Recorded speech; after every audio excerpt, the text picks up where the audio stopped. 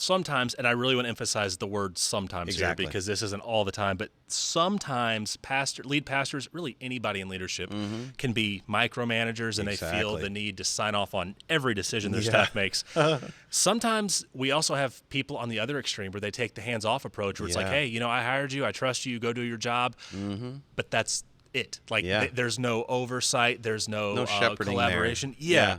So when it comes to discipleship, how involved should the lead pastor be? Because Yeah. I mean, they have their own ministry that they're Right. working on, That's right.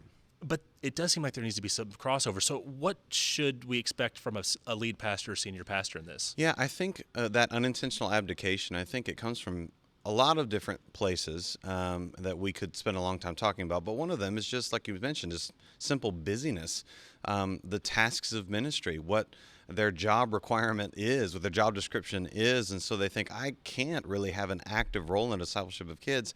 Hence, we hired you, the professional. I once had a pastor tell me, that's why we hired you, because you're supposed to be the professional for this role. So go get it, kind of a thing. And so I like how you mentioned those extremes of, we hired you as the professional, go get it. I'm going to do my thing. You do your thing, report back with results. That's one extreme. Mm-hmm. And the other extreme is that micromanager that says, and it can kind of feel like a strong arm thing where like, you don't know what you're doing. Let me get in there and just take care of it, right? So I think there's a good balance there to where the lead pastor can be equipping those specialized ministers whenever they're in the church, like children's, youth, college, preschool, all of it, equipping them, discipling them, and being available to them whenever possible. But here's the elephant in the room, right? The majority of churches in my denomination and in my state of Colorado don't have specialized ministers. They would love to. They would give anything to have them, but they can't afford them. The congregations are small. Mm-hmm. The budget isn't there. The resources aren't there. And so those staff members that we love and appreciate so much, they're not always available. And so, but when they are, we hope that pastors can have that healthy balance of not removing their hands from it and also not coming in and controlling it. I want to talk about something that you talked about here at the D6 conference, and you discussed a practical framework for lead pastors to use to shepherd kids and teens. Yes. Can you share some of that framework with us? Yeah, and it's nothing earth-shattering, really. It does start with that acknowledgement. Okay, as a lead pastor, am I willing to accept that mantle? As a pastor, I'm called to lead, feed, protect, and, the sheep. I'm supposed to feed them. I'm supposed to lead them. I'm supposed to protect them. I'm supposed to guide them. I'm supposed to shepherd them. And that includes kids as well. So when pastors stand and give an account to God, right, they'll be held to a stricter judgment, James says, and they'll give an account for our souls, the author of Hebrews says. So that includes children. And so a part of that framework is acknowledging that role, kind of like we ask parents, hey, will you accept that mantle as the primary discipler of kids? Similar to that, we're asking pastors, will you acknowledge that you're a key part of this child's discipleship? So it starts with that acknowledgement.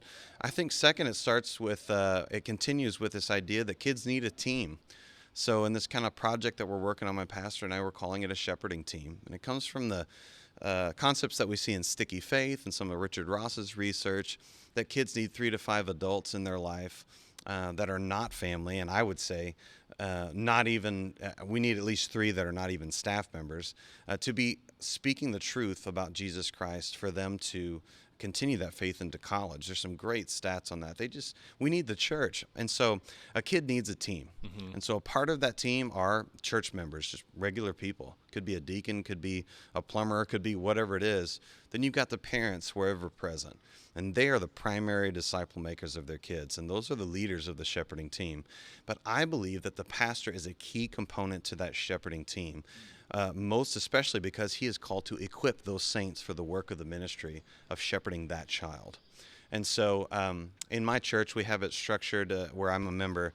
They have a plurality of elders, of pastors, and they have shepherding groups within each of those. I think there's 8 elders, and they break up the congregation into shepherding groups.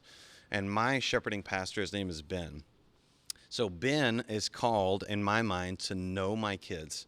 He's supposed to know as best he can who they are, what they like, their names, where we're from, what can he know about their spiritual condition. But not just that, he's to equip Kristen and I, my wife and myself, to disciple her, and then to look at the other members of the team, which includes members of the church, but also specialized staff members when they're there, and ask the question, how am I equipping and encouraging those members of the shepherding team for Frank's kids to really disciple Frank's kids?